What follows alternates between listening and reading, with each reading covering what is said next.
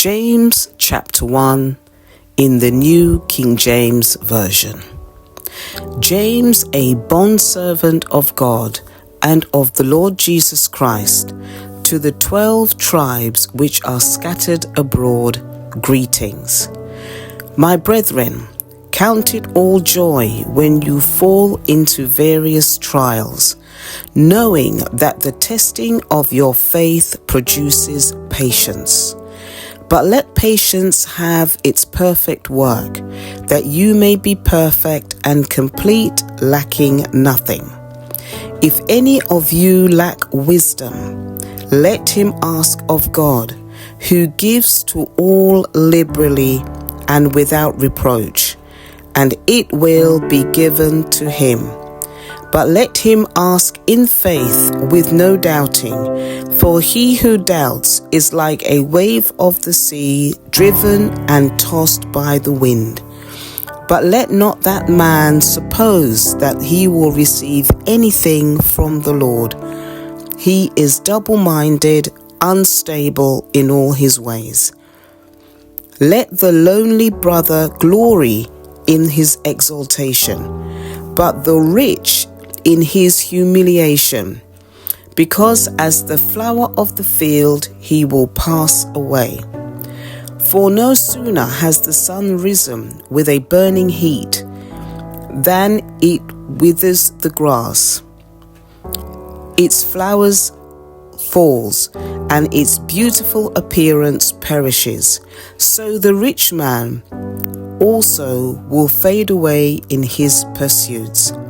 Blessed is the man who endures temptation, for when he has been approved, he will receive the crown of life which the Lord has promised to those who love him. Let no one say when he is tempted, I am tempted by God. For God cannot be tempted by evil, nor does he himself tempt anyone. But each one is tempted when he is drawn away by his own desires and enticed. Then, when desire has conceived, it gives birth to sin. And sin, when it is full grown, brings forth death. Do not be deceived, my beloved brethren. Every good gift and every perfect gift is from above, and comes down from the Father of lights, with whom there is no variation or shadow of turning. Of his own will, he brought us forth by the word of truth, that we might be a kind of first fruits of his creatures. So then, my beloved brethren, let every man be swift to hear, slow to speak, slow to wrath. For the wrath of man does not produce the righteousness of God. Therefore, lay aside all filthiness and overflow of wickedness, and receive with meekness the implanted word, which is able to save your souls. But be doers of the word, and not hearers only, deceiving yourselves. For if anyone is a hearer of the word and not a doer, he is like a man observing his natural face in a mirror. For he observes himself, goes away, and immediately forgets what kind of man he was.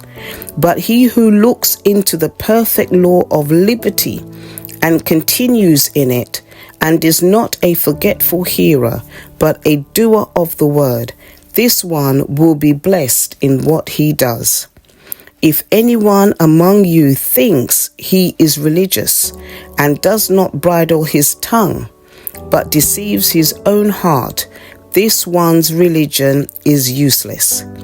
Pure and undefiled religion before God and the Father is this: to visit orphans and widows in their trouble, and to keep oneself unspotted from the world.